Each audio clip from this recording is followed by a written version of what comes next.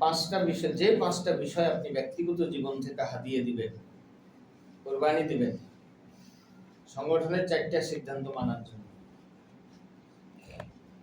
ইসলামী আন্দোলনের চারটা সিদ্ধান্ত মানার জন্য, সেখানে হলো প্রথম কথা হলো আরাম এবং আয়েশের কোরবানি দিতে হবে। ব্যক্তিগত জীবনে আপনাকে হাতিয়ে করতে হবে যে আমার আরাম আয়েশ এটা সংগঠনকে অক্ষ করলাম। কি কারণে? কারণ চারটা বলিনি, আগে কারণ চারটা লেখা। কারণ চারটা হলো নেতার কথা শোনার জন্য। এটা একবারে সহজ সাবলীল ভাষা, কেতাবের ভাষা আর একটু কঠিন, সহজ করে বলেছি।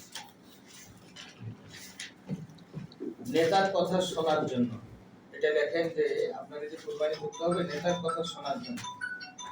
তারপর সংবিধানের বিধি মানার কারণে, আমাদের গঠনতন্ত্র আছে না? আচ্ছা, নেতার কথা শোনা এটা কেমন কথা, এটা কেমন কাজ বলতে পারেন কেউ? ইসলামী আন্দোলনের ক্ষেত্রে নেতার কথা শোনা, আনুগত্য করা, এটা কতটুকু মানে বাধ্যবাধকতা আছে শরীয়তে, এটা জানেন তো? আয়াতটা বলেন তো, নেতার কথা শোনার ব্যাপারে কোরআনের আয়াত কি?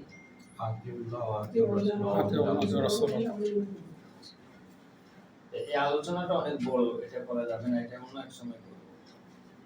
প্রথম কথা হলো নেতার কথা মানা যদি শরীয়তের মানদণ্ডে থাকে তাহলে ফরজ। এটা কি ফরজে আইন না ফরজে কিফায়া? ফরজে কিফায়া। ফরজে আইন, ফরজে আইন, কিফায়া আইন, কিফায়া না। ইসলামী আন্দোলন যেহেতু ফরজে আইন, ফরজে কিফায়া হলো দুই তিনটা। এটা হলো জানাজার নামাজ, তারপরে আর এইরকম কয়েকটা আছে। ইসলামী আন্দোলনের সবটা হলো ফরজে আইন। নেতার কথা শরীয়তের মানদণ্ডে নাই, মানবেনি, বাধ্যবাধকতা নেই। শরীয়তের মানদণ্ডে আছে মানে ফরজে আইন, ইজাজত নেওয়ার সুযোগ আছে, কিন্তু আনুগত্য ফরজ। আল্লাহ এটাকে কোরআন দিয়ে সার্টিফাইড করছে যে আতিউল্লাহ ও আতিউর রাসূল। আর নেতার ক্ষেত্রে এসে আতিউ শব্দ ব্যবহার না করে বললে উলিলাম। আতিউ হলে কিন্তু নেতার ভালোটাও মানতে হতো, মন্দটাও মানতে হতো। যেমন আতিউ শব্দ ব্যবহার করে আল্লাহ খাস করে দিয়েছে যে আল্লাহর হুকুমের ব্যাপারে। আল্লাহর হুকুম একটা আছে, শুকুরের মাংস খাওয়া হারাম। তো শুকুরের মাংসে কি গন্ধ আছে? বলেন, শুকুরের মাংস যারা খায় তো তারা কি অসুস্থ হয়ে মরে গেছে? কেন হারাম? আল্লাহ নিষেধ। একটা তাফসীরে পড়ছিলাম শুকুরের মাংস বলতে নাকি অনেক, এটা বৈজ্ঞানিক ব্যাখ্যা একটা আছে, সেটা ভিন্ন, কিন্তু যারা খায় তারা কি মরে গেছে? আল্লাহ নিষেধ করেছেন। আল্লাহ নিষেধ করছে সেটা তো ভিন্ন কথা, কিন্তু আমি কেন খাবো না, কেন মানবো না, এই কেন মানবো এই কথাটা, কারণটা হলো যে সমস্ত ক্ষেত্রে শুকুরের মাংসের খারাপ দিকও আছে, ভালো দিকও আছে। যেমন শরাব, মদ, মদের মধ্যে আল্লাহ নিজেই বলছে মদ হারামের আগে তিনটা পর্যায়ে মদ হারাম হয়েছে। প্রথমে বললেন মুমিনদেরকে ঘোষণা করে বললেন যে মদ তোমরা যেটা খাও, শরাব পান করো, এর মধ্যে কিছু ভালো দিকও আছে। তাহলে বোঝা গেল আল্লাহ সার্টিফাইড করছেন মদের মধ্যে কিছু ভালো দিক আছে, আবার খারাপ দিকও আছে, তবে ভালোর চাইতে খারাপ বেশি। তাই এই কথা বলে কিন্তু মদ হারাম হয়নি, বুঝছে? আল্লাহ শুধু মুমিনদেরকে একটা ইঙ্গিত দিলেন, এরপরে সার একটা আয়াত, তারপরে চূড়ান্ত আয়াত দিয়ে আল্লাহ মদ বন্ধ করে দিলেন। এভাবে শুকুরের মাংসটা আল্লাহর পক্ষ থেকে বন্ধ। এখন আপনি ইখতিলাফ করতে পারেন যে কেন এর মধ্যে তো ভালো দিকও আছে, মন্দ দিকও আছে, তা আমি খাবো না কেন? ঠিক আছে, তাইলে আমি সপ্তাহে 5 দিন খেতাম, 7 দিন খেতাম, যেহেতু মন্দ দিক বেশি 3 দিন বাদ দিলাম, 2 দিন খাবো, ঠিক আছে না? এটার ব্যাখ্যা হলো যে ভালো মন্দ যেটাই হোক না কেন আপনার বুদ্ধি ওই পর্যন্ত বুঝুক আর নাই বুঝুক, আল্লাহ বলেছে মানে হবে না। এটা হলো আতিউ। আতিউ আল্লাহর ঘোষণা। আপনার সূর্য পৃথিবীর চারিদিকে ঘুরে নাকি পৃথিবী সূর্যের চারিদিকে ঘুরে, ইখতিলাফ আছে না? শরীয়ত বলছে একরকম, এখনকার বিজ্ঞান বলছে একরকম। আপনি মানবেন কোনটা? শরীয়ত মানবেন, কিন্তু ওটা তো বিজ্ঞান দেখিয়ে দিচ্ছে। মানবেন কিভাবে? এটা চোখে দেখা জিনিস কি উপলব্ধি করে বিশ্বাস করা যায়? জি, এটা হলো আতিউ। আতিউ কি? সেটা হলো সূর্য যে পৃথিবীর চতুর্দিকে ঘুরে, এটা এখনকার বিজ্ঞান ওই পর্যন্ত তাদের এলম হয়নি। হয়তো কিয়ামতের আগে কোনো এক সময় বিজ্ঞান প্রমাণ করবে আল্লাহ যেটা বলেছেন সেটাই ঠিক। তাহলে এখন আপনার করণীয় কি?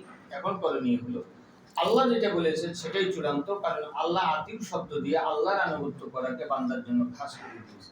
কোনো ইখতিলাফ চলবে না।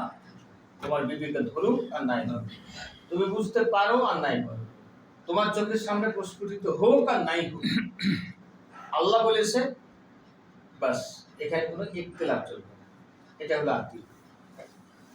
রাসূলের ক্ষেত্রে একই, সহিহ সুন্নাহ দ্বারা প্রমাণিত হয়েছে যেটা রাসূল বলেছেন, কোনো ইখতিলাফ নেই। রাসূলের ইত্তেবার ব্যাপারে কোনো ইখতিলাফ। 3 নাম্বার নেতার আনুগত্য, এটা ফরজ। কারণ নেতার আনুগত্য ছাড়া সংগঠন টিকবে না। লা ইসলামা ইল্লা বিজামাত, লা জামাআতা ইল্লা বিইমারাত, লা ইমারাতা ইল্লা বিদুআ। বুঝছেন তো নেতার গুরুত্ব? আর আমাদের জামাতের ঐতিহ্য হলো এটা। তাহলে নেতার আনুগত্যের বাইরে কিন্তু সংগঠন টিকবে না। তবে এখানে আল্লাহ আতিউ শব্দ ব্যবহার করেননি, তিনি এখানে উলিল আমর অর্থাৎ নেতার আনুগত্য যতক্ষণ পর্যন্ত শরীয়তের মানদণ্ডে আছে ততক্ষণ পর্যন্ত ইত্তেবা করা আপনার জন্য ফরজ। ঠিক আছে? তাহলে এবার আসেন, আমরা যে কথা বলছিলাম যে নেতার কথা শোনার জন্য আপনাকে কয়েকটা বিষয়ে কুরবানি দিতে হবে। এই পয়লা হলো নেতার বিষয়, নেতার কথা শোনা বা নেতার আনুগত্য করা। 2 নাম্বার কথা হলো সংবিধানের বিধি মানার জন্য। আমাদের সংবিধানের অনেকগুলো বিধি আছে না, মানদণ্ড আছে না? সংবিধানের প্রত্যেকটা বিধানকে আপনাকে মানতে হবে। সাময়িকভাবে আপনার কাছে ইখতিলাফ হতে পারে যে এটা কেমন জিনিস, ওটা সংগঠনের আমাদের সংবিধানে সব আছে। আপনি বিরোধিতা করবেন, আমিরে জামাতের কথার বিরোধিতা করবেন, সেটা একটা সীমানা আছে, আছে না? মতবিরোধের সীমা সংগঠনের একটা কলাম আছে না? তাহলে সব আছে। এই বিধি আপনাকে মানতে হবে। অনেক সময় আপনার মেজাজ এই বিধির সাথে অ্যাডজাস্ট হবে না, কিন্তু আপনাকে কোরবানি করতে হবে, স্যাক্রিফাইস করতে হবে। 3 নাম্বার হলো ঐতিহ্যের কারণে। সংগঠনের ঐতিহ্য হলো এই সংগঠনে বিশৃঙ্খলা করা যায় না, করে না। এটা ইসলামী আন্দোলন। আমাদের সংগঠনের ঐতিহ্য হলো কোনো বিষয় নিয়ে মতপার্থক্য হতে পারে কিন্তু বিশৃঙ্খলা নেই। 4 নাম্বার হলো আমাদের কর্মনীতি আছে, আছে না? এই 4টা বিষয় কর্মনীতি সহ আজকে সংক্ষেপে খালি বলে দিলাম।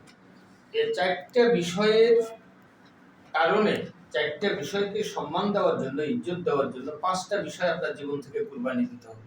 তাহলে 4টা বিষয় আমরা বলে দিলাম। এখন আপনি কি কুরবানি দিবেন? সংগঠনের এই 4টা বিষয়, এই 4টার কারণে আপনাকে কুরবানি করতে হবে। কি কুরবানি করতে হবে? পয়লা কথাই হলো যে আপনার আরাম এবং আয়েশের কুরবানি করতে হবে। এই যে আমরা বলছি সংগঠনে 3 ঘন্টা সময় দিতে হবে, কোরআন হাদিস ইসলামী সাহিত্য পড়তে হবে, এটা আপনার জন্য, এটা আপনার ইবাদত, এটা ইলমের একটা অংশ। তাহলে আরাম এবং আয়েশের কুরবানি দিতে হবে পয়লা কথা। দুনিয়াটা আরাম আয়েশের জায়গা নয়, অলসতার কোনো সময় নয়। এই ব্যাপারে কোরআন হাদিসের অসংখ্য দলিল আছে। এই যে প্রত্যেকটা মিনিট সময় আল্লাহ হিসাব কিয়ামতের ময়দানে বুঝিয়ে চাইবে। হ্যাঁ, লা তাজুলা কদামা লা তাজুলা কদামা ইয়াউমাল কিয়ামাহ। কোন মানুষ তার কদম নড়াইতে পারবে না কিয়ামতের ময়দানে 5টা প্রশ্নের জবাব দেওয়া ছাড়া। তার মধ্যে পয়লা প্রশ্নই হলো যে তোমার হায়াতে জিন্দেগির প্রত্যেকটা মিনিট সেকেন্ড কোন পথে ব্যয় করেছেন সেটা। তাহলে আপনি যে আরাম আয়েশ অলসতা শুয়ে মোবাইল দেখা এর মধ্যে সময়কে নষ্ট করে ফেলছেন। সংগঠনে 3 ঘন্টা সময় অনেকেই দিতে পারছেন না। 24 ঘন্টা দিনের মধ্যে, দিন রাতে 24 ঘন্টা। আমি যদি ভাগ করে দিই আপনাকে, এর আগে আমি একদিন কথা বলছিলাম টাইম ম্যানেজমেন্টের সংক্ষেপে, সেভাবে ভাগ করে নেবেন। তাহলে আরাম এবং আয়েশের কুরবানি দিতে হবে। লা আইসা ইল্লা ইল্লা আইসাল আখিরা, কোনো আয়েস আরাম স্থায়ী না, প্রশান্তিদায়ক না, দুনিয়ার কোনো আরাম আয়েস সেটা প্রশান্তিদায়ক না, ইল্লা আইসাল আখিরা, আখিরাতের আয়েসের থেকে। তা আয়েসের জায়গা হলো, আরামের জায়গা হলো আখিরাত।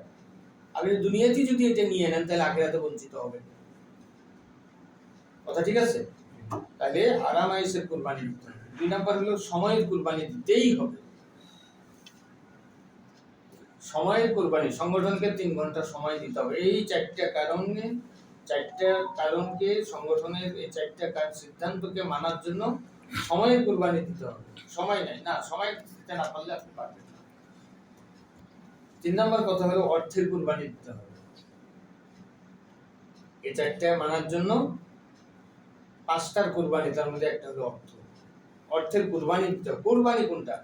একটা নিয়মিত চাঁদা দিছেন, যা পাচ্ছেন দিচ্ছেন, এটা একটা ভিন্ন কথা, কিন্তু কুরবানি হলো ভিন্ন জিনিস। কুরবানি হলো ইব্রাহিমের সুন্নতের কুরবানি করতে হবে, কারণ কুরবানি সুন্নত হলো ইব্রাহিমের, এটা মুহাম্মদ সাল্লাল্লাহু আলাইহি ওয়াসাল্লামের নাম। ঠিক আছে কিনা? জি। তো কুরবানির শব্দ যখন সামনে আসবে তখন আপনাকে মনে করতে হবে যে ইব্রাহিম যখন ছেলে জবাই করছিল, আমি আমার সম্পদের, ভালোবাসার সম্পদ এভাবে জবাই করব। হতে পারে প্লটের এক কোণা চলে যাবে, হতে পারে ফ্ল্যাটের একটা রুম চলে যেতে পারে, হতে পারে 10 বিঘা জমির এক কোণা চলে যাবে। এটা হলো কুরবানি। ইনকাম করে সারা মাস স্বাচ্ছন্দ্যে চলার পরে ব্যাংকে জমা হয় প্রতি মাসে 1 লাখ টাকা, এখান থেকে আপনি 1000 টাকা দিয়ে বলছেন আলহামদুলিল্লাহ আমার তো 1000 করে দিয়ে দিচ্ছি। জি না, এটা হলো, এটা সাদকা হতে পারে কিন্তু